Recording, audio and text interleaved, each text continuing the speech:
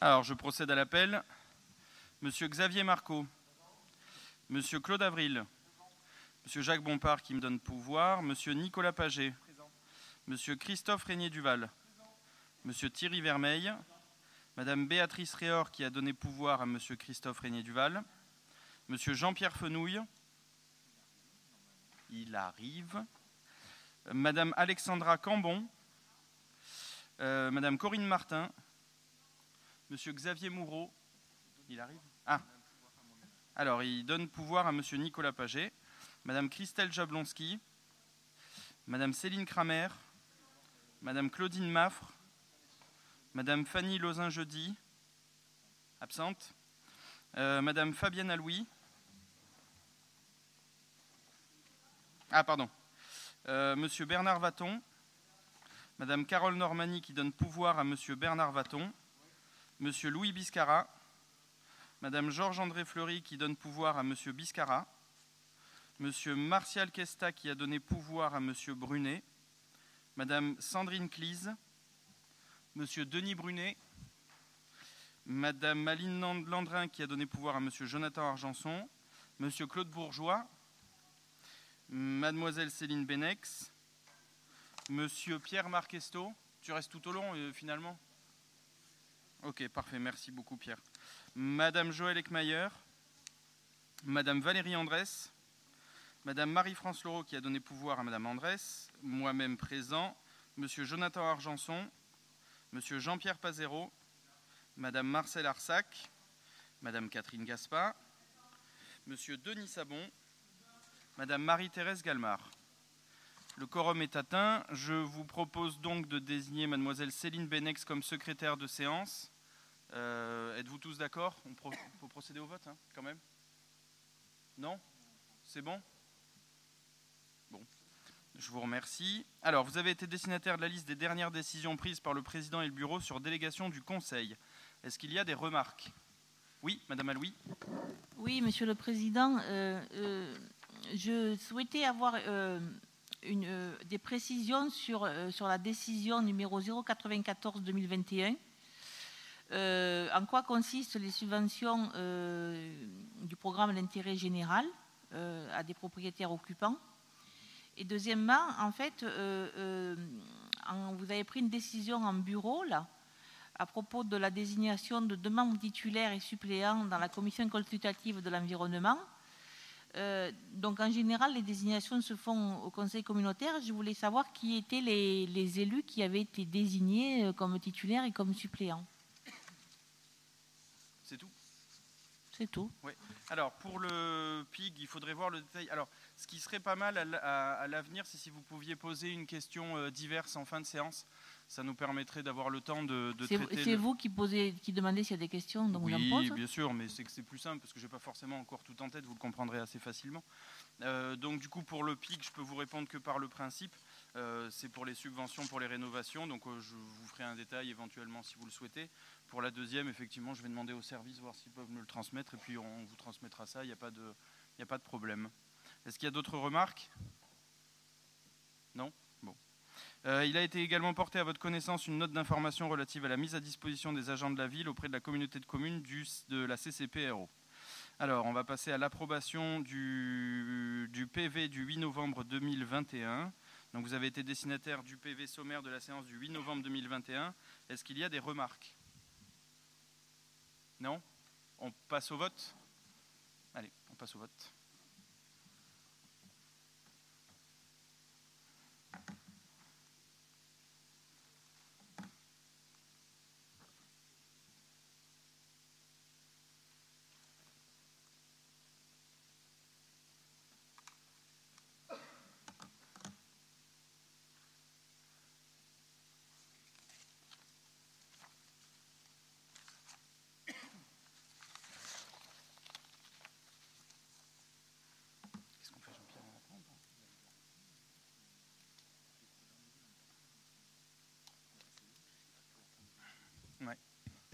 On va fermer l'urne, s'il vous plaît. Alors, 38 votants, 36 votes, 36 exprimés, 36 pour. Le dossier est adopté à l'unanimité. Je vous remercie. Dossier numéro 1, Monsieur Nicolas Paget. Merci, bonjour à tous chers collègues. Le dossier numéro 1 concerne une décision modificative numéro 4 du budget général. En préambule, juste pour vous rappeler que les règles d'amortissement, lorsque nous avons effectivement un amortissement en fonctionnement, cela génère une recette d'investissement en opération d'ordre. Et il existe une deuxième sorte d'amortissement, ce sont les amortissements d'investissement qui génèrent donc une dépense d'investissement et donc une recette de fonctionnement. En l'occurrence, cette décision modificative repose sur ce type d'amortissement. Nous avons des subventions d'investissement que nous amortissons, qui génèrent donc une dépense d'investissement de 18 303 € et que nous retrouvons donc en recette de fonctionnement pour 18 303 €. Ces 18 303 € nous permettent de couvrir des amortissements en dépenses de fonctionnement pour 8 734 €, qui eux-mêmes se retrouvent en recette d'investissement. Et comme nous n'utilisons pas tout, nous réalisons un virement entre sections vers la section d'investissement, en retour en section d'investissement pour 9 569 €. Et donc on retrouve en recette d'investissement. Le deuxième mouvement qu'on retrouve dans cette décision modificative, c'est un mouvement entre le chapitre 66 et 68. Vous savez que les règles comptables nous demandent de provisionner des créances lorsqu'on a un doute. Là, en l'occurrence, nous provisionnons 2 342 € que nous prenons au débit du compte 66 111, les intérêts réglés à l'échéance. Voilà pour cette dernière décision modificative du budget général. Est-ce qu'il y a des questions ? On passe au vote, s'il vous plaît.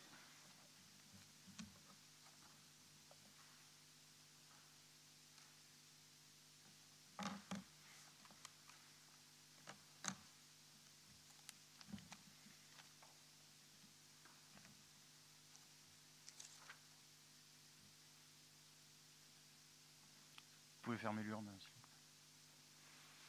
Alors, 38 votants, 36 votes, 28 exprimés, 28 pour, 8 abstentions. Le dossier est adopté, je vous en remercie. Dossier numéro 2. Le dossier numéro 2 concerne l'ouverture par anticipation des crédits d'investissement pour 2022. Vous le savez, dès lors qu'on ne vote pas le budget primitif avant la fin de l'année, on réalise l'ouverture par anticipation des crédits d'investissement dans l'attente du vote du budget primitif. Pour la section fonctionnement, on peut engager à hauteur des dépenses qui étaient inscrites l'année précédente. Pour l'investissement, on ouvre à hauteur de 25%. En l'occurrence, on ouvre à hauteur de 2 785 883 € pour la section investissement, dans l'attente du vote du budget primitif. Ce qui me permet de vous donner un calendrier prévisionnel. On devrait faire le ROB et le vote du CA et du compte de gestion en mars et le budget primitif en avril. Est-ce qu'il y a des questions ? Non, on passe au vote. Allez.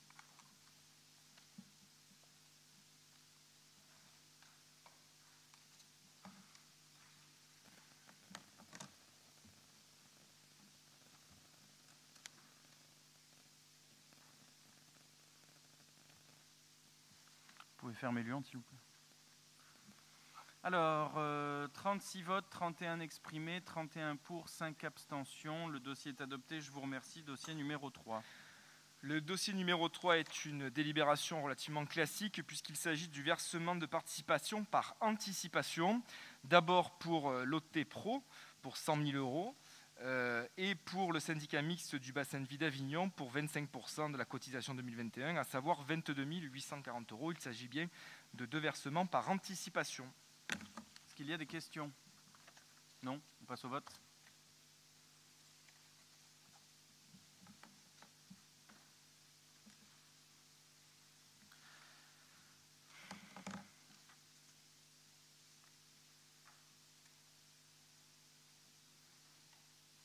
Dame Louis, ça n'a pas fonctionné.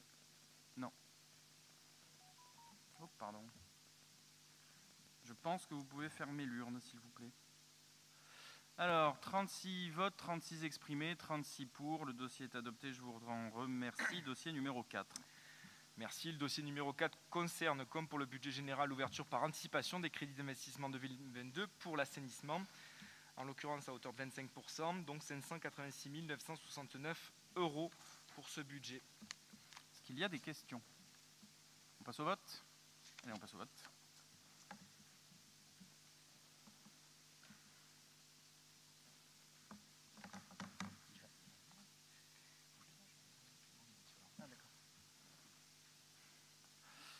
Madame Fleury... pardon, excusez-moi. C'est tout bon.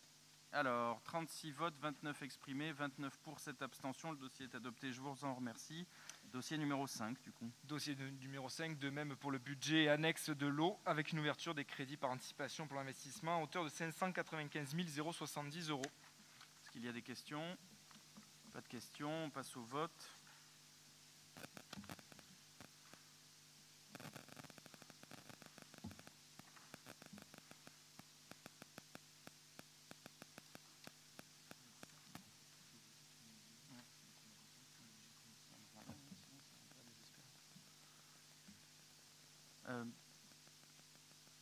Ouais, il t'a pas voté. On est bon? Alors, 38 votants, 36 votes, 29 pour, 7 abstentions. Le dossier est adopté, je vous remercie. Dossier numéro 5. 5 6, pardon. Dossier 6, donc ouverture par anticipation du budget mobilité à raison de 25% de l'investissement. C'est un budget tout nouveau pour 2021. Donc, nous avions 56 600 € en budget primitif plus décision modificative en 2021. On ouvre à hauteur de 25%, soit 14 150 €. On devrait vraisemblablement avoir le retour de nos recettes réelles vers février par l'URSSAF, ce qui nous permettra de donc construire notre budget primitif pour 2022. Est-ce qu'il y a des questions? Non? On passe au vote?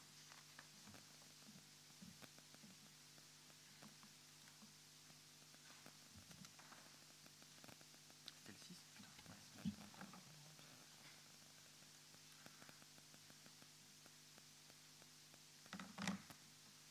C'est bon. Vous pouvez fermer s'il vous plaît.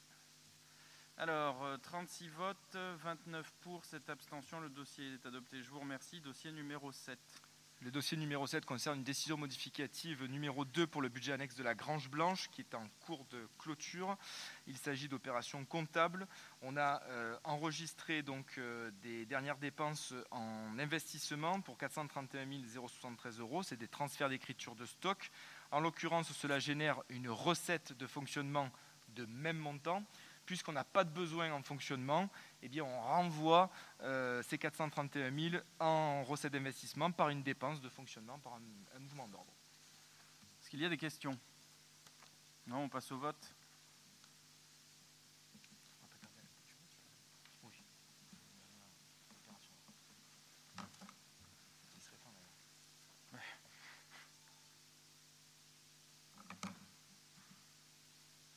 C'est bon. Alors, 36 votes, 28 exprimés, 28 pour, 8 abstentions. Le dossier est adopté. Je vous remercie. Dossier numéro 8. Dossier numéro 8 concerne une modification de la délibération numéro 2021-080 sur le budget annexe gestion des déchets.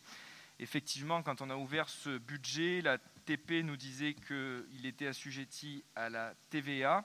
C'était en septembre. Finalement, ils nous ont dit que c'était hors champ de TVA, c'est-à-dire qu'on paye la TVA, mais ensuite on est remboursé en FCTVA. Et donc, en l'occurrence, on modifie notre délibération. Mais compte tenu du fait qu'il y a également la redevance, il se peut que cette partie-là soit assujettie à la TVA. Il convient de modifier notre délibération en la matière. Précisant donc que nous exerçons une activité hors d'application du champ de la TVA. Est-ce qu'il y a des questions? On passe au vote.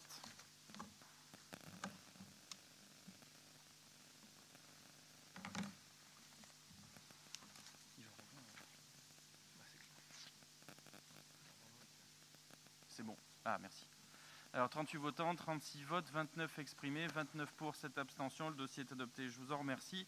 Dossier numéro 9.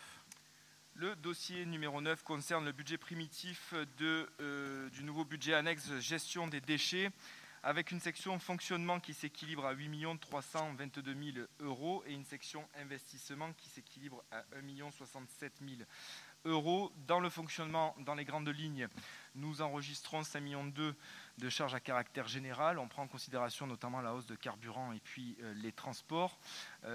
Une charge de personnel 0,12, somme toute similaire au compte administratif 2020 sur cette compétence-là. En recettes, nous enregistrons 7 709 000 € et 505 000 € de produits de services qui correspondent notamment aux redevances spéciales et ventes de verre. Les services travaillent en l'occurrence en ce moment sur la rationalisation des tournées, la maîtrise des dépenses, de manière à ce qu'on puisse optimiser ce budget dans les prochaines décisions modificatives. En investissement, on enregistre donc 1 million d'euros d'investissement. Là-dedans, on retrouve des investissements en matière technique, notamment un fourgon, des utilitaires, les colonnes Easy, des bacs, mais aussi des composteurs, puisque c'est une volonté de le déployer sur le territoire. Est-ce qu'il y a des questions? Oui, Madame Aloui. Oui, d'abord, avant d'intervenir, je voudrais poser une question. Oui. Parce qu'en fait, c'est la première fois qu'en fait, on a un budget annexe qui est créé. Et donc, en fait, les recettes qui sont... Et donc, un budget annexe avec des recettes affectées. Et donc, l'augmentation de la taxe des ordures ménagères, les recettes entraînées par l'augmentation de la taxe des ordures ménagères, est-ce que ce sont ces recettes qui vont alimenter le budget 2022 ou est-ce qu'on va voter le taux de la TOM en mars l'année prochaine? Donc, avant de faire mon intervention, je voudrais avoir cette précision, en fait. Oui, Madame Aloui, donc pour répondre à votre question, le budget primitif est construit sur la base des recettes en prenant en considération l'augmentation qui s'est généralisée l'année 2021, mais en prenant aussi en considération la rationalisation du service et en escomptant une baisse du taux qu'on votera en mars 2022. Merci de cette précision. C'est ce que je pensais que vous alliez me répondre, mais en fait, je constate qu'on a eu une augmentation faramineuse qui a pesé considérablement sur les propriétaires et qui va par ricochet maintenant peser considérablement sur les ménages parce que chaque locataire, quand on va lui faire son relevé de charges annuel, va découvrir le montant de sa taxe d'ordures ménagères. Mais en fait, je vois bien qu'avec vous avez bâti un budget sur la base des recettes entraînées par une augmentation en 2021. Et je constate que vous prévoyez un autofinancement de 829 500 euros.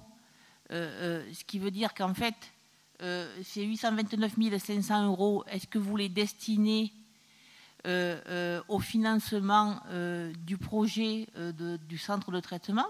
Est-ce que vous êtes en train de constituer une épargne dans la perspective de ce futur investissement ou c'est pour continuer l'installation des colonnes Easy ou d'autres travaux nécessaires?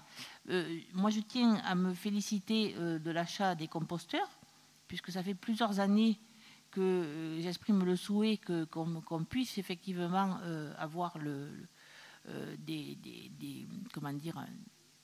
qu'on puisse faire le tri, le compost, puisque même j'avais soulevé plusieurs fois l'idée que normalement dans les colonnes, la colonne marron, dans d'autres villes, elle est utilisée pour le compost. Donc ça, je m'en félicite. Mais par contre, moi, je n'ai pas assez d'éléments, compte tenu de la façon dont la ville d'Orange a géré sa taxe des ordures ménagères ces dernières années. À la fois, je me félicite qu'il y ait un budget annexe, parce que ça permettra enfin d'avoir la clarté sur le fonctionnement du service, sur les coûts réels, mais en même temps, en l'absence d'éléments sur le passif taxe des ordures ménagères, je m'abstiendrai sur ce dossier. Quelques éléments de réponse, Madame Aloui, avant de laisser la parole au Président. D'abord, la première chose, l'excédent de fonctionnement des 800 000 euros que vous évoquez, c'est ce qui nous permet justement de financer les investissements que je vous évoquais sur les colonnes, sur les composteurs et puis sur le matériel nécessaire à la bonne réalisation de ce service public. Ça, c'est la première chose. La deuxième chose, effectivement, et on le partage tous, cette augmentation qui a eu lieu en 2021 pèse sur les propriétaires, mais c'est le cas aussi sur d'autres territoires, puisque vous avez sans doute constaté dans la presse que la COV vient de réaliser les mêmes augmentations en la matière pour ce service-là. Et puis, évidemment, le fait est que cette taxe d'ordures ménagères est basée sur le foncier et qu'à foncier équivalent, une personne qui vit seule paye autant qu'une personne où il y a 4 personnes dans le foyer, ce qui est là, effectivement, un point fort peu logique. Donc, effectivement, ces excédents de fonctionnement nous permettent de financer ces investissements. Mais le budget, comme je vous le redis, il a été construit en perspective de rationaliser les services et donc de pouvoir jouer à la baisse sur le taux que nous validerons au mois de mars. Les services sont en train d'y œuvrer. Merci beaucoup, Nicolas. Monsieur mon colonel, vous voulez, enfin, monsieur le vice-président Marco, vous souhaitez prendre la parole sur le sujet ou des ordures ou pas? Avant que je réponde, que je vous coupe pas là.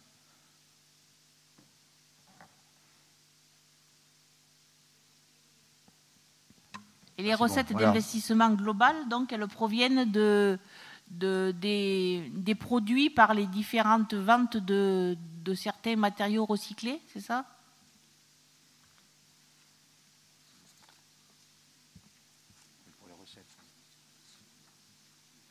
Parce que les recettes d'investissement, elles sont plus élevées. Les recettes d'investissement, c'est effectivement 800 000 d'excédents de fonctionnement et 200 000 de vente de matériel. D'accord, merci.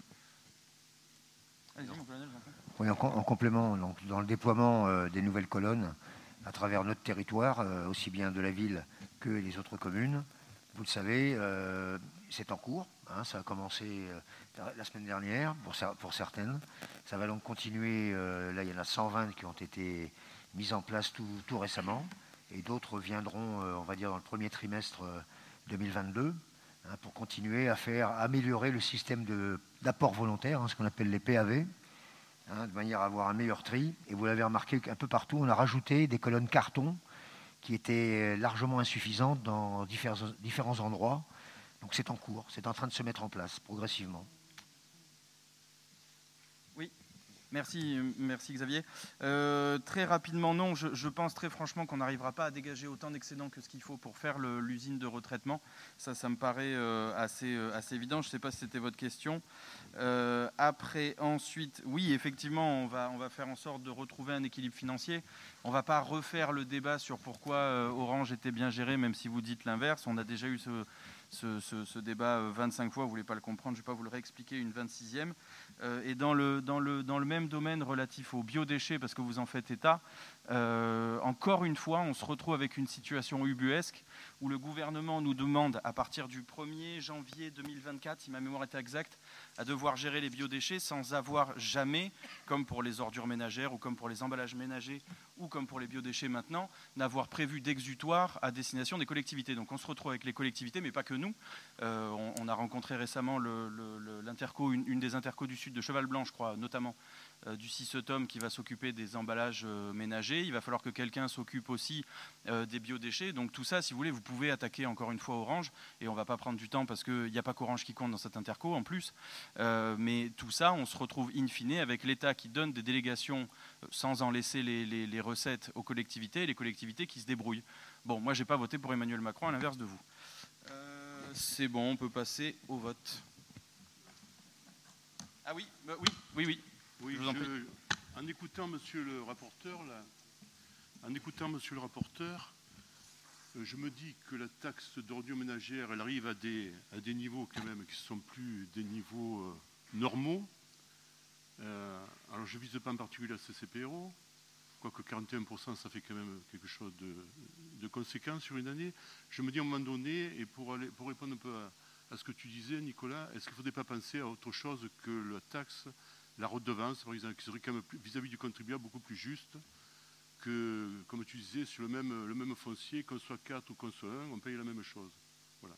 Je pense que quand on arrive à des niveaux comme ça de taxes d'ordures ménagères, je pense qu'il faudrait faire une petite révolution à ce sujet. Alors je sais que c'est beaucoup de travail, mais je pense que ça serait nécessaire d'enclencher ce travail parce que les taux, même s'ils baissera peut-être un petit peu sur 2021, la tendance est quand même sur la hausse, sur les années à venir. Effectivement, il y a une vraie problématique et un questionnement qui se pose sur le financement de cette compétence, mais c'est partout sur nos territoires. Tout le monde s'interroge comment faire. La COV augmente et vous avez vu les perturbations que cela a généré au sein de cette EPCI. Cavaillon souhaitait une redevance incitative et fait marche arrière. Tout le monde porte ses réflexions partout sur les territoires parce que tout le monde est face à la complexité de cette compétence qui s'accentue au fil des années avec des enjeux massifs dans les années à venir. Mais tout le travail repose sur ce qu'on va faire dans les années à venir en matière de gestion des déchets. Et là aussi, il faut qu'on puisse rationaliser au mieux ces services-là pour optimiser notre taux qu'on votera dès 2022. C'est la volonté en tout cas de l'équipe.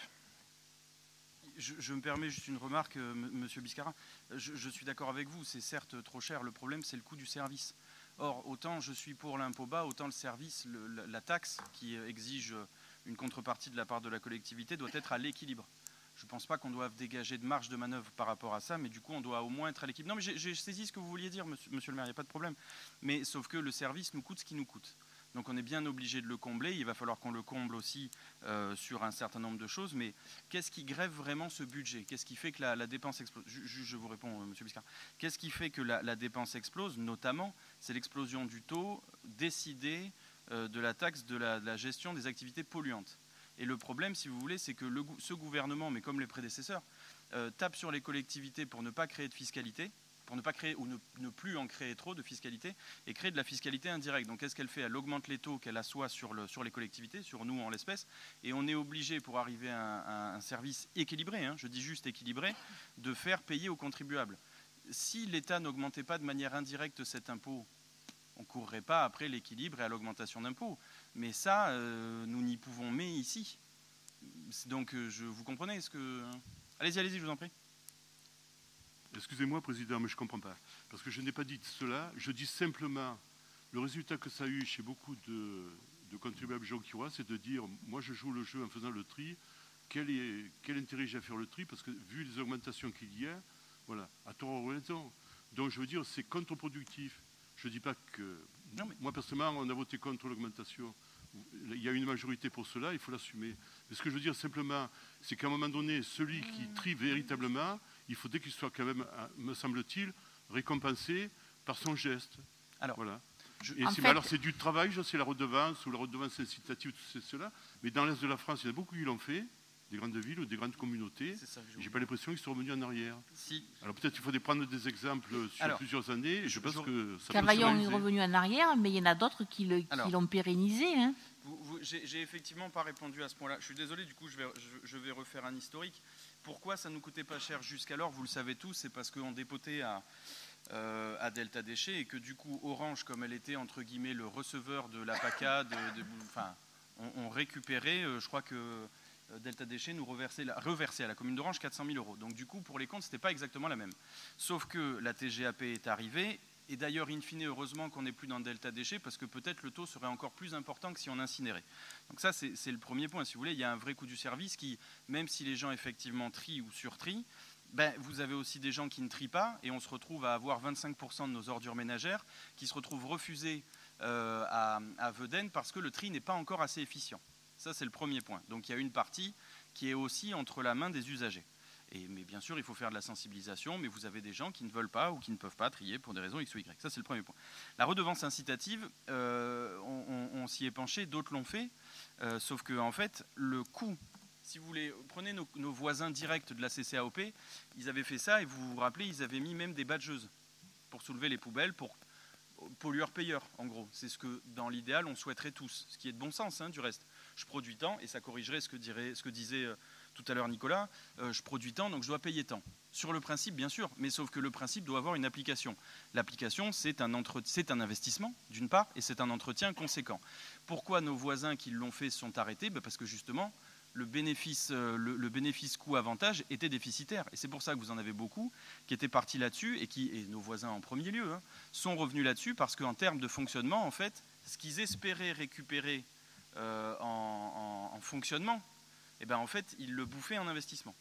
Donc, je voudrais vraiment, pour le coup, qu'on évite de politiser ce sujet, enfin, politiser, partisaner, si vous préférez, ce sujet, parce que politique, c'est noble de faire de la politique, mais vous voyez bien qu'on est tous contraints à la même difficulté et qu'on est obligé, nous, divers intercos, peu importe leur coloration politique, de prendre plus ou moins, avec plus ou moins de talent, ce problème à bras-le-corps. Donc voilà, je vous dis, le CICETOM s'est planché sur les enlèvements des déchets ménagers. Je crois que la CCAOP essaye de se positionner sur les biodéchets. Nous, on va essayer de se pencher, on travaille depuis plusieurs années sur les enlèvements des ordures ménagères. Et si on arrive tous les trois à se positionner là-dessus, je pense, mais ce ne sera pas pour demain, qu'on pourra arriver à faire des économies de fonctionnement et d'échelle qui sont importantes. Mais ayez bien en tête que ce sont des dossiers qui auraient dû être pris à bras-le-corps par le gouvernement, parce que lui a la vue d'ensemble et lui aurait les moyens, et c'est un enjeu de santé et de salubrité publique. Il ne l'a pas fait, comme d'habitude il laisse ça aux collectivités, on l'a pris en charge, Voilà. On va peut-être passer au vote ? Oui. Oui. Oui. Oui. Oui. Et ça va pas être une mince affaire.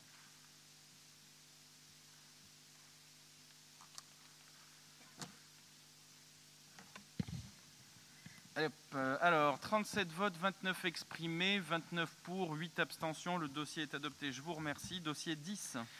Le dossier 10 concerne donc le développement et l'attractivité du territoire avec le contrat de relance et de transition écologique, CRTE, et l'approbation de principe avec l'autorisation de signature.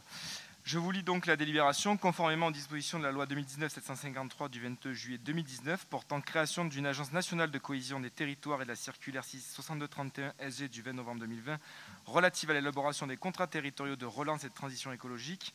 Un contrat territorial de relance et de transition écologique, dénommé CRTE, peut être conclu avec les services de l'État. À partir d'une volonté exprimée par les élus locaux, cet outil a vocation à traiter l'ensemble des enjeux du territoire dans une approche transversale et cohérente, notamment en matière d'accès aux services publics et de développement durable, d'éducation, de sport, de santé, de culture, de revitalisation urbaine, de mobilité, de développement économique, d'emploi, d'agriculture, de réduction des inégalités sociales et territoriales et d'aménagement numérique. La transition écologique, le développement économique et la cohésion territoriale constituent en effet des ambitions communes à tous les territoires. Elles doivent être traduites de manière transversale et opérationnelle dans la contractualisation qui est aujourd'hui le mode de relation privilégié entre l'État et les collectivités territoriales. Ce contrat permettra ainsi de regrouper les dispositifs de contractualisation existants, tels que notamment les contrats de ville et les contrats de ruralité, ainsi que les programmes d'appui mis en œuvre par le gouvernement au profit des territoires, tels que Action Cœur de Ville, Petite Ville de demain, France Service, France Très Haut Débit, France Mobilité, Territoire d'Industrie, ORT, notamment. Les parties s'engageront à fournir leurs meilleurs efforts pour assurer le succès de la mise en œuvre du contrat et la réalisation des actions qu'il définit. L'État s'engage à animer le réseau des partenaires du contrat afin d'en faciliter l'élaboration et la mise en œuvre, à désigner au sein de ces services un ou plusieurs référents chargés de coordonner l'instruction et le suivi des projets, d'assurer l'accessibilité de l'offre de services, à étudier le possible cofinancement des actions qui seraient éligibles aux dotations et crédits de l'État disponibles, à mobiliser les experts techniques des services déconcentrés. Le PCI bénéficiaire s'engage quant à elle à mobiliser autant que possible les moyens humains et financiers nécessaires pour assurer le pilotage et la mise en œuvre efficace du programme sur son territoire, à ne pas engager de projet de quelque nature que ce soit qui viendrait en contradiction avec les orientations du projet. Par ailleurs, les partenaires financiers se sont engagés au niveau national à instruire dans les meilleurs délais les propositions de projets et d'actions qui seront soumises par les collectivités bénéficiaires, mobiliser leurs ressources humaines et financières pour permettre la réalisation des actions entrant dans leur champ d'intervention et qu'ils auraient préalablement approuvées dans le cadre de leurs instances décisionnaires. Aujourd'hui, les services de la CCPRO sont en relation étroite avec la préfecture de Vaucluse pour préparer ce contrat de relance avec la CCPRO qui est intimement à l'appui du projet territoire que nous avons construit. Je vous demande donc l'autorisation pour que le président puisse signer ce contrat de territoire et l'approbation de principe pour la mise en place de ce CRTE. Y a-t-il des questions? Merci Nicolas. Oui, monsieur Biscarat. Oui, merci Monsieur le Président. Monsieur le rapporteur, pour moi c'est un peu abstrait parce que c'est l'État qui va animer ça en relation avec l'intercommunalité, la CCPRO. Moi j'aimerais savoir comment la Jonquière va être associée à cela. Parce qu'il peut être intéressé, Jonquière, comme les autres communes d'ailleurs, mais Jonquière est un cas particulier au sein de l'Interco, vous le savez. Donc j'aimerais savoir si on sera tenu au courant, s'il y a des réunions, si les réunions passent par l'Interco, si ça passe par la préfecture ou par les deux en même temps. Moi j'aimerais avoir des informations pratiques, quoi.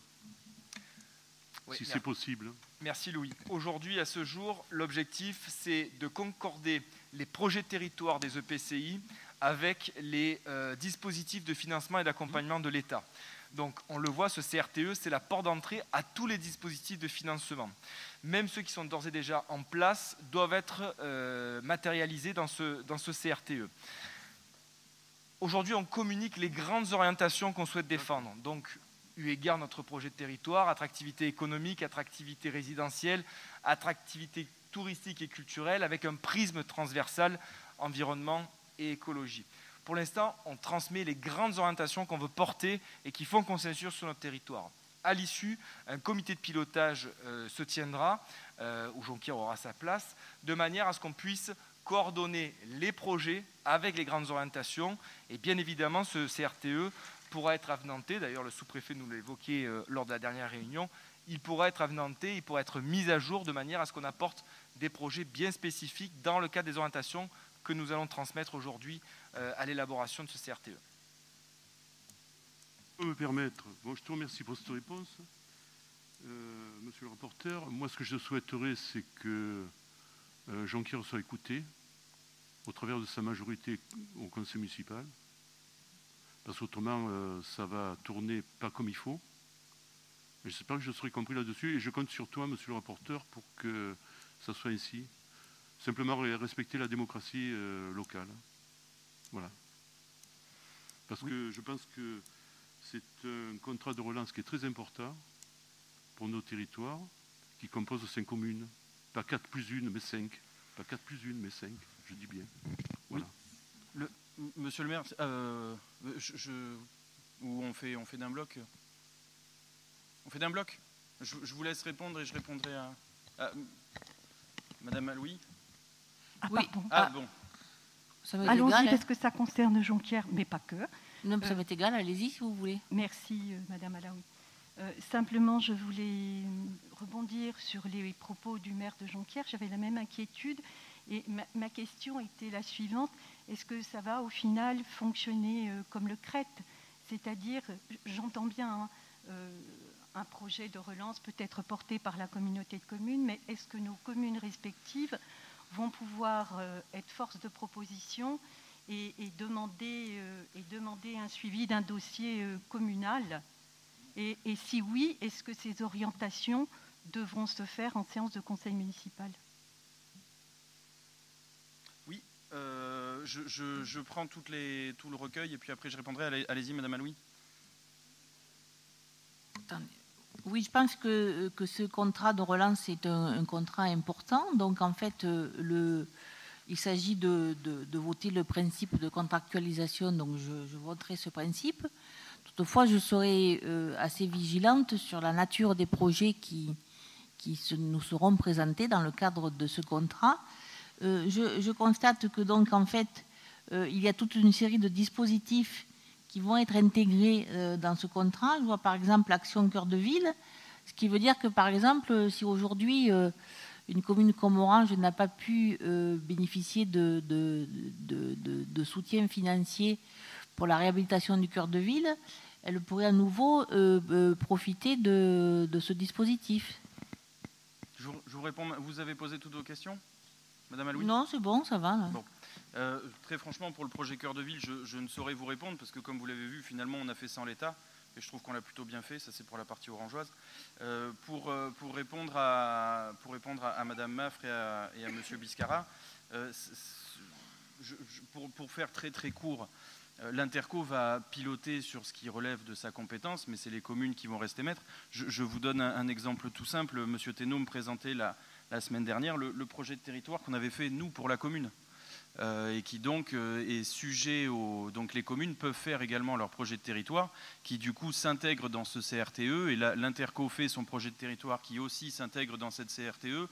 Après, il me semble, mais je n'y mettrai pas ma main à couper, que c'est du conventionnement. Donc après, il appartient au maire ou au président et au vice-président de l'Interco de prendre la forme qu'il le souhaite pour informer, pour présenter le projet de territoire. Je pense que dans les semaines qui viennent, Nicolas nous présentera le contenu de son travail qui était dense et qui a été quand même le fruit d'1 an et demi et pas dans des conditions forcément faciles avec le confinement, mais on aurait pu tout à fait ne pas le présenter. Donc ça, c'est un peu fonction de comment les maires veulent s'investir et veulent présenter, ou l'interco veut s'investir et veut présenter et veut donner un caractère plus ou moins solennel à son projet de territoire. Donc ça, c'est un peu à vous de voir. Donc est-ce que ça pourrait être débattu en conseil municipal de Jonquière? Sans doute. Il appartiendra à monsieur le maire de présenter son projet, s'il le souhaite, son projet de territoire qui sera distinct de celui-là et qui s'intégrera dans le CRTE. Nous, on présentera, tu présenteras le projet de territoire de l'Interco dans les semaines qui viennent. Je pense que ce serait pas mal de lui donner un côté un peu solennel, effectivement, en termes, mais ça, je laisserai Nicolas lui donner la forme qu'il le souhaitera. Mais je pense que le plus on le fait, le mieux c'est. Parce qu'en plus, c'est comme l'expliquait très bien Nicolas, c'est la condition sine qua non à un certain nombre de subventions. Il n'y a rien à cacher. Est-ce que ça répond à vos questions, messieurs, dames? Oui. On peut passer au vote?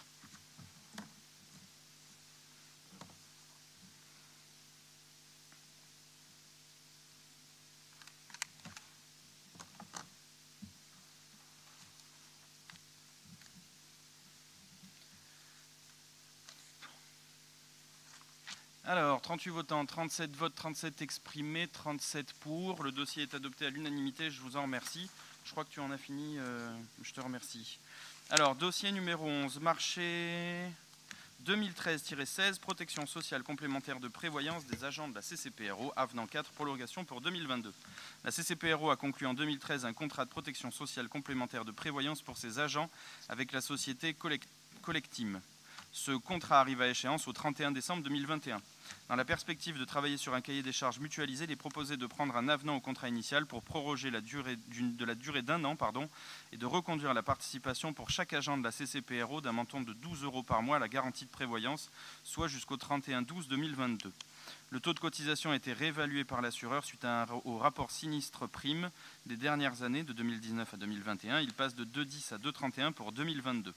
Il est demandé au Conseil de communauté d'autoriser la signature de l'avenant 4 relatif à la prolongation du contrat de prévoyance pour 2022 ainsi que la participation de la collectivité. Est-ce que vous avez des questions?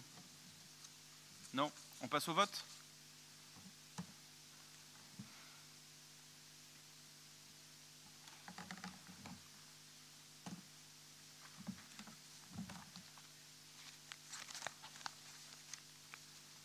Fermé. Alors, 37 votes, 37 exprimés, 37 pour. Le dossier est adopté à l'unanimité, je vous en remercie. Dossier numéro 12. Alors, convention de gestion du contrat d'assurance, groupe risque statutaire souscrit par le centre de gestion de Vaucluse, Sofaxis CNP Assurance. Alors, dans le cadre de l'article 26 de la loi 84-53 du 26 janvier 84, modifié, la présente convention définit les conditions dans lesquelles s'établissent et s'organisent entre le gestionnaire Sofaxis et la collectivité les relations relatives à la gestion du contrat d'assurance statutaire souscrit par la collectivité.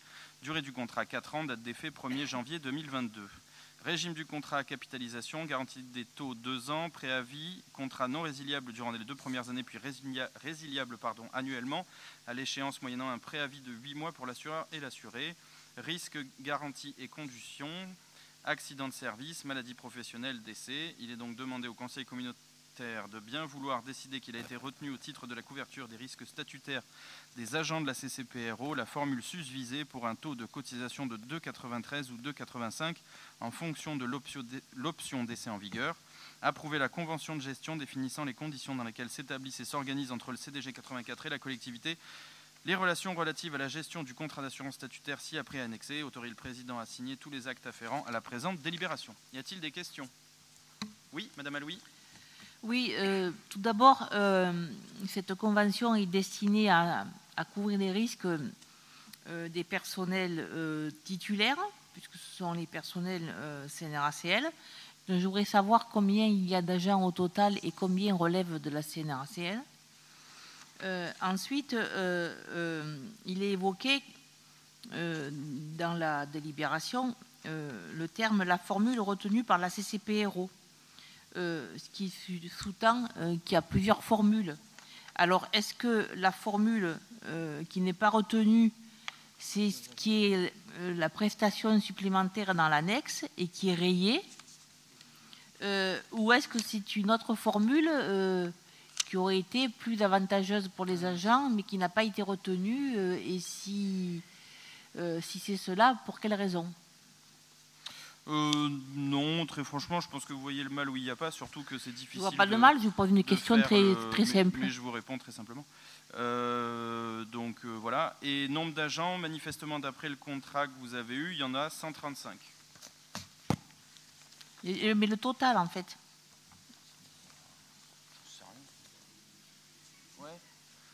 Eh oui, je suis un peu... Non, mais c'est bien, ça. Voilà. Avant les vacances. Je vous répondrai quand on aura la réponse. C'est substantiel pour votre vote libre, éclairé et consenti? Ou vous nous ferez grâce? Non? Pourquoi pas? Non. Quand vous aurez les informations, vous me les communiquerez. Voilà. On peut voter du coup? Ben oui. Allez.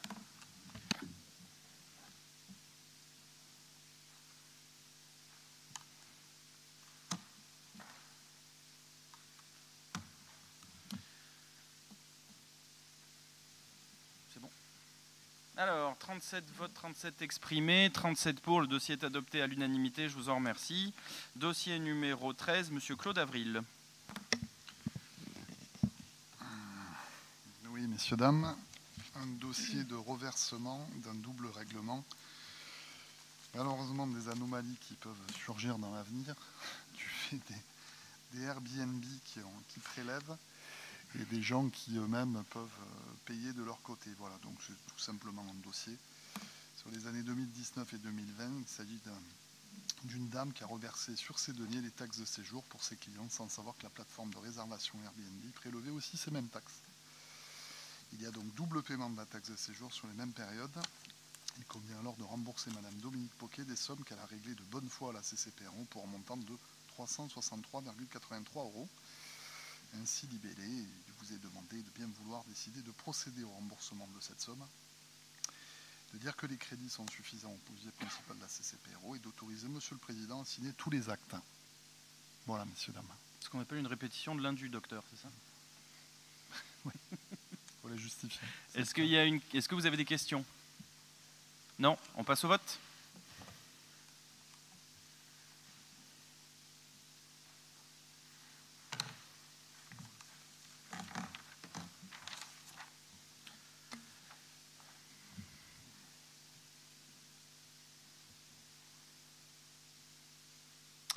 Alors, 37 votes, 37 exprimés, 37 pour. Le dossier est adopté à l'unanimité. Je vous en remercie. Dossier numéro 13, toujours Monsieur Claude Avril. Oui, voilà. Alors, il s'agit de la présentation du rapport d'activité 2020 de l'OPRO, qui vous est demandé, donc c'est un premier acte. Vous verrez, vous avez dans le dossier l'ensemble des éléments, alors évidemment d'une année qui fut très peu faste, c'est peu de le dire, puisque vous savez qu'on adopte le rapport d'activité d'une année sur l'autre à la fin de l'année sur l'exercice précédent. J'en ai profité quand même quelques éléments à vous donner, même si vous trouverez tout dedans, hein, et d'un très bon travail qui a été fait aussi par Nicolas Bonzo, notre nouveau directeur de l'Office de tourisme, et les agents. Alors effectivement, c'est un secret de polichinelle, on a une baisse évidente des fréquentations qui passent par les bureaux, évidemment, des offices de tourisme, même si, comme je vous l'ai souvent dit, malheureusement, mais c'est ainsi, les bureaux des offices de tourisme ne reflètent absolument pas la fréquentation telle qu'elle apparaît, puisque les gens se disséminent en quelque sorte dans des lieux, dans des endroits, sans forcément passer par la case office du tourisme. C'est ainsi. Toujours est-il que vous avez donc une fréquentation des antennes qui a baissé. Donc pour 2020, on était à 21 838 visiteurs, mais on est remonté.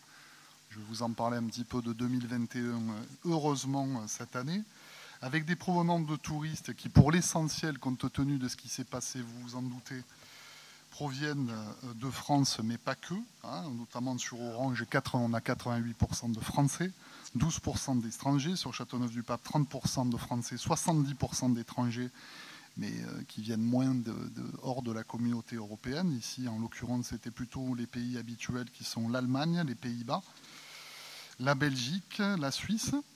À Courthézon, c'est 95% aussi français, 5% d'étrangers, toujours avec les Belges, les Allemands ou les Italiens. Voilà, on a commercialisé, on a des partenaires payants à raison de 500 € chacun, dont la liste c'est c'est Allongé qui paye pour la promotion sur nos espaces. On a évidemment eu de faibles visites guidées, bon, même si encore une fois l'année 2020 n'est absolument pas représentative des choses. Vous dire également qu'au niveau de la taxe de séjour en 2020, on a récupéré, alors évidemment bien moindre que les années précédentes, puisqu'on jouait sur une taxe de séjour habituellement de 280 000, 300 000 euros, mais on a été en 2020 à hauteur de, par les hébergeurs et les opérateurs numériques, sur un total à peu près de 190 000 ou 200 000 euros. Vous avez le détail d'ailleurs par hébergeur. Hein. Je crois que c'est Madame Normani, Monsieur le Président, qui me l'avait demandé. Donc Nicolas a bien fait les choses, ventilées.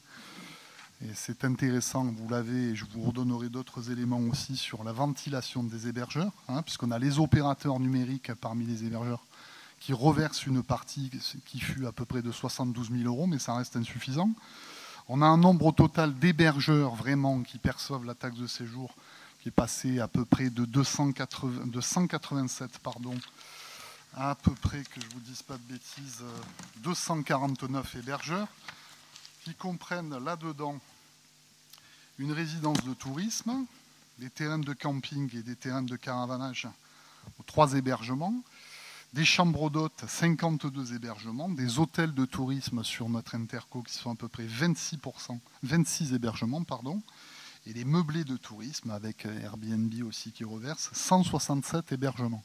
Je pense qu'en réalité, il y en a plus, il y en a en réalité beaucoup plus. Bon, on n'est pas des bolcheviks fiscaux, donc on ne va pas faire la chasse facilement à des gens pour aller les taxer. Mais enfin, il faut quand même bien prendre conscience qu'il faudra bien dans les années à venir que simplement le volontariat, quand on remplit sa taxe de séjour, ne suffira pas. Puisqu'en réalité, je pense qu'il y a beaucoup plus de chambres d'hôtes.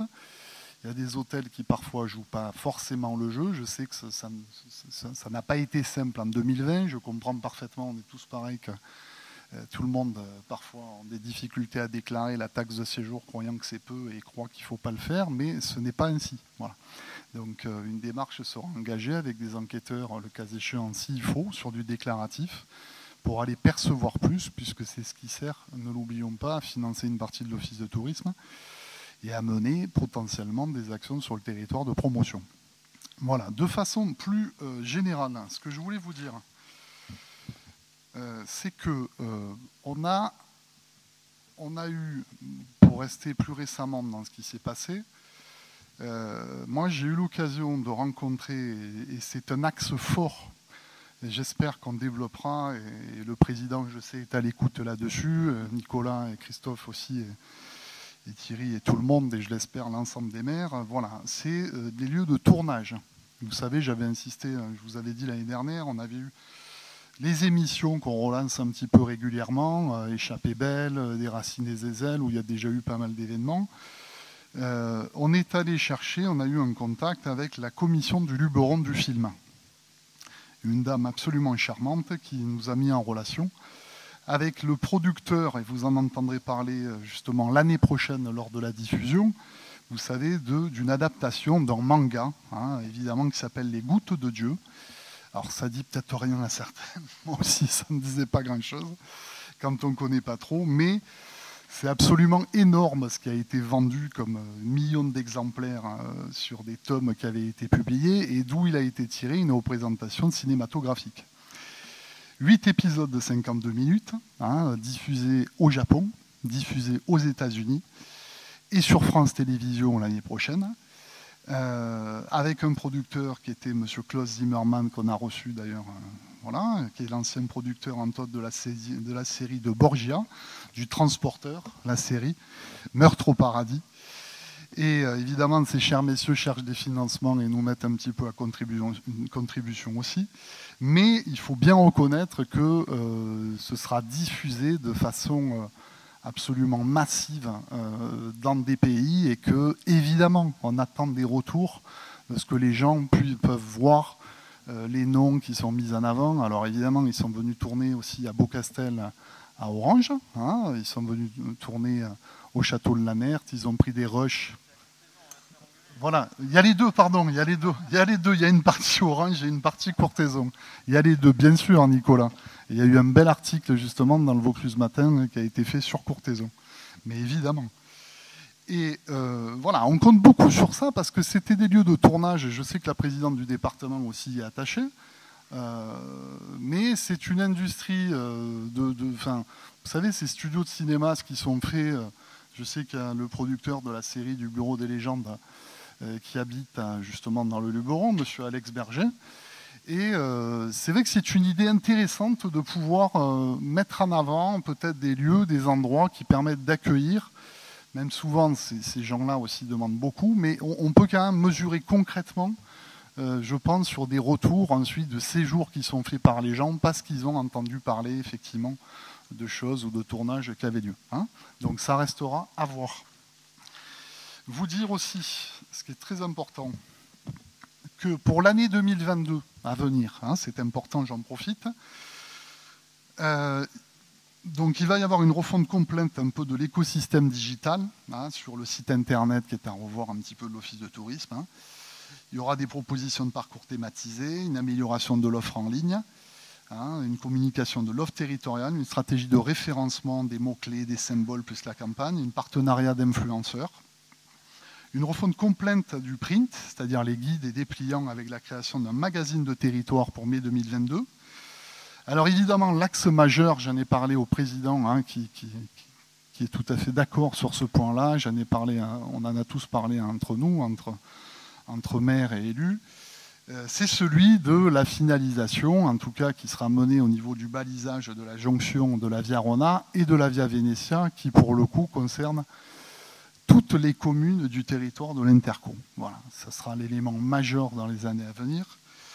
On va mettre en avant, avec l'appui logistique aussi du département, l'appui au plan vélo de la CCPRO, l'organisation, les aménagements physiques, les dispositifs de service aux cyclistes, qui va nous suivre sur un certain nombre d'années, hein, et nous allons y travailler, je pense, tous ensemble. On sait que c'est un axe majeur très très important pour faire du lieu qui est le nôtre, c'est-à-dire une terre de terroir, c'est le cas de le dire, d'esprit, et où une âme règne avec, je le dis souvent, la conscience des paysages qu'on peut avoir, des lieux de bien-être qui sont les nôtres, et pour enfin faciliter l'accès, la venue sur notre territoire de façon plus simple, par des voies naturelles qui jusqu'à présent n'existaient pas, vont exister à travers les obstacles qui seront supprimés et qui faisaient qu'on ne pouvait pas accéder à Orange, on ne pouvait pas accéder à Châteauneuf, à Courthézon, à Jonquière et évidemment aussi à Caderousse, autrement qu'en passant par le Gard, sur des éléments pas toujours simples, sur des routes et des voiries pas toujours sécures, et aussi par, évidemment, a fortiori, la zone industrielle de Sorgues et du Pontet, qui était, c'est peu de le dire, peu propice au passage des vélos. Il en sera fini d'ici 2-3 ans. Vous savez, on en a souvent parlé, je sais que c'est un axe majeur là-dessus qui sera fait à travers la mise en place de la passerelle entre l'île de l'Oiselay et l'île de la Barthelasse. Mais voilà, il faut s'attendre vraiment à un changement majeur dans les 2-3 ans pour cet accueil massif de vélos, de gens qui, à travers eux, auront, on l'espère, des habitudes de consommation sur notre territoire, et ce qui sera une très très bonne chose pour nos commerçants. Les gens s'arrêteront en vélo. Évidemment, il faudra prévoir les aménagements nécessaires, mais beaucoup d'entre eux, il y avait des études qui avaient été faites par Provence Attractivité potentiellement, évidemment, ils reviennent lorsqu'ils rentrent le soir dans leurs hébergements, ils peuvent y revenir en voiture. Voilà, ce sera un axe majeur, et je sais qu'on entend, sous l'autorité du président et des maires que nous sommes, mener à bien cet élément pas forcément difficile à mettre en place, mais qui demande justement une coordination, une organisation et une cohérence. Voilà, messieurs, dames, ce que je voulais vous dire. Merci beaucoup, Claude. Est-ce qu'il y a des questions? Oui, Madame Aloui. Oui, d'abord, je voulais me remercier M. Avril là, pour les nombreuses explications apportées sur ce rapport, enfin sur ce bilan plutôt, excusez-moi. J'accueille très favorablement les initiatives qui sont prises, en particulier pour l'accueil des touristes en vélo. Bien entendu, le bilan était un bilan d'une année noire pour en raison de la crise sanitaire. J'aurais voulu que vous nous disiez si l'année 2021, qui quand même est une année toujours impactée quand même par la crise du Covid, si on a quand même des chiffres plus positifs. Ensuite, vous avez évoqué les locations Airbnb. Vous nous dites que vous ne voulez pas, que vous pensez que les locations Airbnb sont beaucoup plus élevées que le nombre que vous nous avez annoncé, et en disant qu'en fait, que vous n'étiez pas un adepte de la soviétisation du contrôle fiscal. En même temps, moi, je pense quand même que Airbnb, c'est aussi une concurrence fortement déloyale pour l'hôtellerie, pour les gîtes, enfin pour tout ce qui a pignon sur rue pour accueillir des touristes. Airbnb, en 2019, c'est 56 millions de recettes et 200 000 euros d'impôts payés en France. Donc en fait, moi, on peut appeler comme on veut le contrôle fiscal, des soviets ou pas soviets, mais en même temps, je pense quand même que il serait normal que celles et ceux qui bénéficient des avantages d'Airbnb payent la redevance qu'ils doivent payer au conseil communautaire. Mais Madame Alaoui, c'était une boutade. Mais je vous ai répondu en boutade. Je vous ai répondu en boutade aussi. Je vous ai répondu très gentiment, Monsieur Avril. Bien sûr, bien sûr. Ce que je veux dire par là, c'est que je comprends aussi, on est tous concernés, c'est que lorsqu'on paye sa taxe foncière, lorsqu'on paye son impôt sur le revenu, lorsqu'on est une société ou une petite entreprise et qu'on sait effectivement qu'il y a en plus la taxe de séjour à payer sur une petite proportion, mis bout à bout, et quand on les additionne les uns des autres, c'est vrai que ça commence à faire beaucoup. Voilà. Alors sur les Airbnb, pour répondre à votre question, oui, il y a eu une augmentation de l'affluence touristique, mais qui reste quand même pas énorme, hein. Les gens sont quand même toujours un peu réticents à venir. Évidemment, ça n'a plus rien avec les chiffres de 2020, mais on n'est pas évidemment au niveau de 2019 par rapport aux affluences qu'on avait, et vous en doutez bien, par rapport aux touristes étrangers qui viennent très peu, à part ceux de la communauté européenne, et bien qu'on ait eu beaucoup moins d'anglais, et pas mal de gens aussi, et évidemment encore moins d'Américains, d'Australiens ou de gens qui viennent de l'extérieur, hein, ou de Brésiliens qui viennent souvent sur le territoire. Sur les reversements Airbnb, oui, bien sûr que c'est une bonne chose. Et ils le font. Et c'est bien parce que le service central, je crois, des impôts, là-dessus a mis le paquet sur ces plateformes qui reversent beaucoup plus. Hein. Ce que je veux dire par là, c'est que sur les meublés tourisme, vous avez une part de gens qui ne déclarent pas. Donc Airbnb, évidemment, eux, quand ils sont requis, ils le déclarent obligatoirement. Hein. Mais on sait qu'il y a pas mal de gens, et ça, là-dessus, il faudra le faire, ne serait-ce que par équité fiscale, qui ne le font pas, ou qui n'ont pas pris l'habitude, vous le savez, de remplir voilà, ce site qu'on a mis en place, qui est pourtant pas difficile, et qui permet de payer directement sa taxe de séjour. Il y a des hôtels qui ne l'ont pas fait, il y a des campings qui ne l'ont pas fait non plus, et on sait que, vraisemblablement, le nombre de meublé tourisme ou de chambres d'hôtes est en réalité beaucoup plus important que la réalité de ce qui est déclaré par rapport au versement de la taxe de séjour. Voilà. Et oui, il faudra y aller petit à petit, mais avec certitude. Alors le problème, c'est qu'avec le fisc, si vous voulez, on n'a pas ce qu'on appelle d'inspecteur du fisc comme vous faites quand vous faites sur l'impôt sur le revenu ou sur déclaratif ou sur des éléments correspondants. C'est vraiment par le volontariat. On a une dame qui travaille, Madame Pifano, mais il faut vraiment aller plus loin pour aller constater, et notamment, vous le savez, il faut aller sur Internet. Très souvent, il faut constater la réalité des publicités qui peuvent être faites par les gens et les confronter ensuite en réalité lorsque vous allez sur place et aller voir s'il y a des personnes qui sont présentes dans des lieux d'hébergement. Mais c'est difficile parce que vous ne pouvez pas accéder aux maisons sans être habilité fiscalement. Et puis, ce n'est pas le but non plus comme ça, mais c'est une façon de faire une pédagogie auprès des gens pour leur expliquer, écoutez, voilà, il y a un effort qui est fait, il faut que petit à petit, tout le monde le fasse. On y était quand même pas mal arrivé en 2019, mais c'est vrai qu'il y a une bonne piqûre de rappel à faire. Voilà. Oui, Monsieur Brunet. C'est vrai qu'on remarque qu'il y a beaucoup de développement des pistes cyclables dans notre région et c'est une bonne chose. Par contre, nous, Jonquiérois, on ne voit pas la fin de la Via Venezia et le raccordement de Jonquière à Orange. Est-ce qu'il y a une date qui est prévue pour ceci? Tu es pas au courant? Je crois que le département avait repris pas mal la charge. Tu as de l'info, toi, ou pas? Le conseil départemental avait repris un peu l'assaut. Je vous fais un peu l'historique. Il y a 4 ou 5 ans, Orange n'était même pas sur le tracé de cette jonction via Rona, via Venezia. Donc le président et maire Jacques Bompard avait sollicité à ce que ce soit fait, ce soit corrigé, et notamment que la jonction se fasse. Donc ça a été corrigé relativement rapidement. Il y a même un moment où cette même collectivité a été... et on a eu une délégation de maîtrise d'ouvrage, je crois, maîtrise d'œuvre.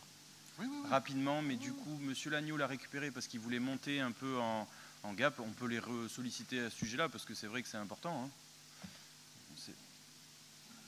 Oui, 300 ou 400 000 euros. Ouais. Le plus vite ça avance, le plus on sera content. Croyez bien que, bon, monsieur le maire est parti, mais Jonquière est absolument pas oublié là-dedans. C'est si vrai que de toute façon la Via Venezia passe par Jonquière pour accéder à Orange et servira aussi évidemment à Courthézon par des boucles qui vont revenir dans les villages. Donc soyez-en certains, hein, monsieur. Vraiment. Le but c'est un peu... Excuse-moi Claude, je t'ai pas coupé. On n'a aucun doute, mais c'est juste qu'on ne voit pas la fin des travaux. Nous non plus. Oui. Hein, pardon? Je m'adressais à Pierre. Pardon, Madame Alouis. C'est tout de même le département qui gère cette affaire, donc puisqu'on est au syndicat de la Via Venezia, le syndicat ne peut rien, c'est le département qui vote les budgets. Donc le projet, il existe, il est là, il restera sur la voie ferrée. Mais pour l'instant, le département n'a pas les budgets pour faire la... Ils se sont plutôt focalisés sur la partie... Au moins encore 2 ans sans cette voie. Oui, Madame Maffre, pardon. Oui, merci. Simplement, je voulais revenir sur une précédente délibération.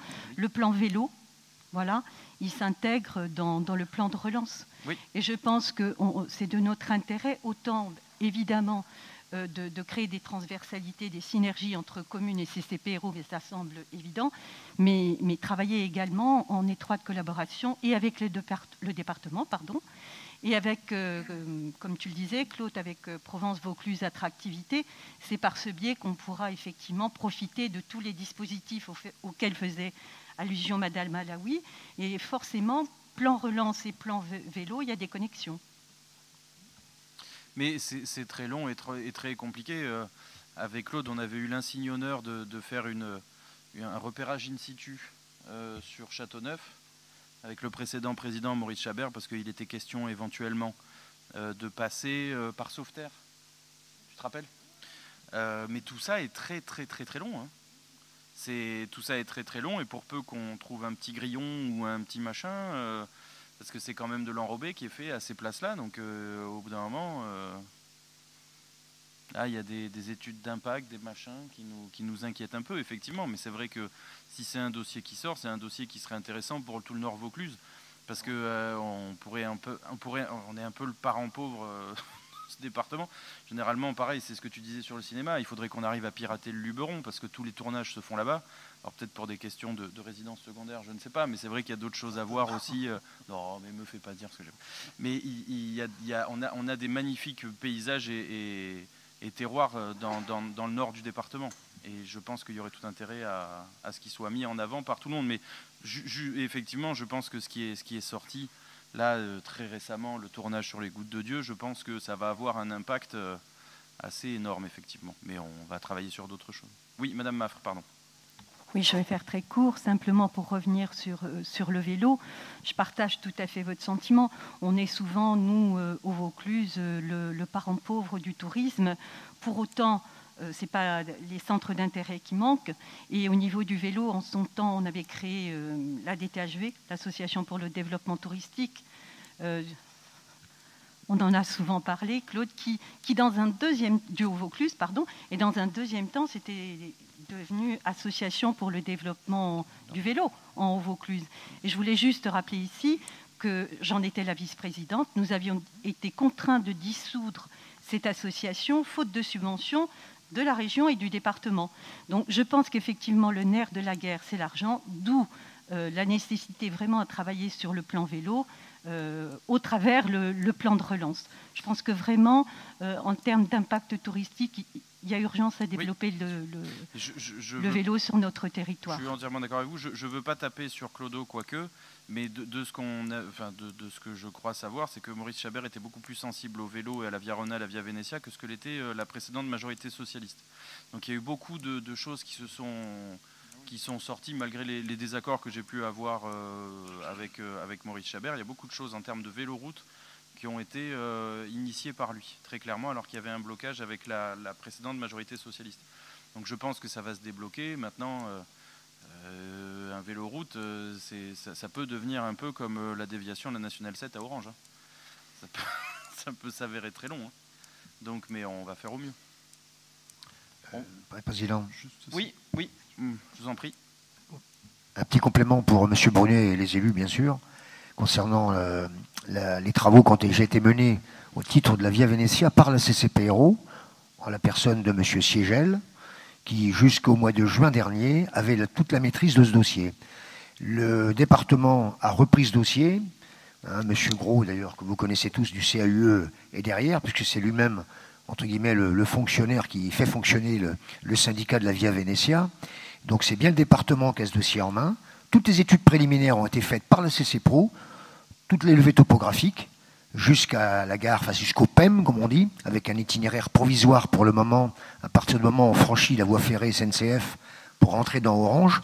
Mais tout le reste avant, c'est-à-dire les 7 km 300 qui nous séparent, donc l'ancienne voie qui va jusqu'à la gare, bien sûr, est déjà propriété, vous le savez, du syndicat. L'ancienne voie, elle a même été nettoyée avant le Covid, il y a 2 ans, 3 ans précisément, pour un peu enlever les broussailles, etc., de cette ancienne voie jusqu'à la gare de Jonquière. Donc les choses se font. Maintenant, effectivement, la maîtrise d'ouvrage a été reprise par le département depuis cet été, en réalité. Et donc, M. Gros, la semaine dernière encore, a relancé un peu le département pour voir où un peu où nous allions pour cette jonction vers le PEM d'Orange. Après, pour revenir aux modalités douces, enfin aux liaisons douces à travers le territoire de CCPRO, il y a effectivement déjà des travaux qui ont commencé par la création, comme vous le savez, de cette compétence mobilité récemment, prise de facto là, cet été, par l'Interco. Donc ça mouline, si on peut dire. C'est déjà en train de mouliner. Et même le monde associatif du monde du vélo commence à travailler là-dessus et doit, avec le président de cette compétence, c'est M. Régnier Duval, les rencontrer très prochainement pour ce plan vélo. Donc il y a des choses qui se font. Et ça va se faire, je pense, rapidement pour ne pas louper le train, effectivement. Des subventions qui sont assez nombreuses avec le plan de relance, vous le savez. Voilà, c'est pour vous éclairer. Donc il y a des choses qui se font. Merci beaucoup. D'autres remarques Non, on passe au vote. Il n'y a pas de vote. Ah, c'est une prise d'acte, pardon. Un mauvais réflexe. Ok, ben je vous remercie. Alors du coup, dossier numéro 15. Merci. Dossier numéro 15, présentation du rapport sur le prix et la qualité du service public de l'assainissement collectif des eaux usées communes de Châteauneuf-du-Pape pour l'exercice 2020. Monsieur Marcos. Oui, Président. Mesdames, Messieurs, donc, je vous ai déjà présenté le 27 septembre dernier pour les autres communes ce qu'on appelle le RPQS, le rapport sur le prix et la qualité de service public. Donc là, il s'agit simplement de l'état que vous allez donc longuement lire, parce qu'il y en a quand même quelques kilomètres de pages, qui concerne bien sûr l'ensemble des 37 communes que recouvre depuis 1947 la création du syndicat Rhône-Ventoux, et pour laquelle, effectivement, la commune de Châteauneuf y est impliquée directement pour la gestion de son eau potable et de ses eaux usées. Les autres communes, enfin, excepté Orange qui a son propre SPANC, mais les autres communes ont effectivement, les 4 autres communes, ont leur SPANC, donc le service public d'assainissement non collectif, géré par ce syndicat. Donc c'était ce rapport dont vous allez prendre connaissance. S'il y a des questions particulières, je suis prêt à y répondre. Donc il y a effectivement, Président, 3 comptes rendus, voilà, 3 rapports qui se suivent, 15, 16 et 17, qui concernent le sujet que je viens de préciser. Voilà. Qui ne se vote pas, c'est prendre acte. Est-ce que vous êtes tous d'accord pour qu'on prenne acte d'un coup? Ouais. Est-ce que vous avez des questions sur ces prises d'acte ou pas? Non? Moi, je pourrais simplement vous donner une précision à l'ensemble des élus, c'est important, que malheureusement, c'est quand même la commune de Châteauneuf qui a le coût le plus prohibitif, si on peut dire. Je regarde monsieur le maire à côté, qui effrise presque les 6 € du mètre cube sur, vous savez, ce qu'on appelle annuellement, pour faire des comparatifs d'un syndicat sur l'autre, ou d'un fermier sur l'autre, il y a l'obligation de fournir la valeur des 120 mètres cubes, qui est le taux moyen de consommation par habitant, et c'est à partir de ces bases-là qu'on peut comparer. Donc c'est effectivement, quand on compare sur l'ensemble de 5 communes, c'est effectivement Châteauneuf, avec le syndicat Rhône-Ventoux, qui a effectivement le prix de l'eau et de l'assainissement le plus cher, qui est donc pour 2020 à 5,82 et qui sera à 5,87 en 2021, d'après les projections qu'ils ont données dans le dernier rapport. Il faut le savoir. Je tiens à préciser, avant qu'on ne se méprenne pas, que ça fait partie des très mauvais héritages que Claude a dû assumer de la part de son prédécesseur. Je ne vais pas tous les citer, et pour lesquels il relève le gant brillamment, mais celui-là est particulièrement bloqué et ça l'empêche de nous rejoindre parce que le prix de notre eau est bien moindre, et ça pourrait faire mais malheureusement ça coûterait, je ne vais pas dire le terme, mais énormément pour la commune de Châteauneuf de sortir de ce syndicat. Donc j'en profite pour tirer un sacré coup de chapeau à Claude, qui a relevé un certain nombre de problèmes qu'il a dû relever quand il est arrivé aux affaires en 2014. Voilà, qu'on ne confonde pas ce qu'il subit et ce qu'il a fait. Toutes mes félicitations, monsieur le maire. Bon, on a pris acte. Alors, dossier numéro 18, fixation des indemnités du président et des vice-présidents. Alors, suite à l'élection du... Alors, c'est exactement la même que celle qu'on avait présentée. Vous voulez que je vous la lise ou pas? Intégralement, je dois la lire? Non, c'est exactement la même que celle qu'on avait votée il y a 1 an et demi. Est-ce que vous avez des questions? Non? On passe au vote?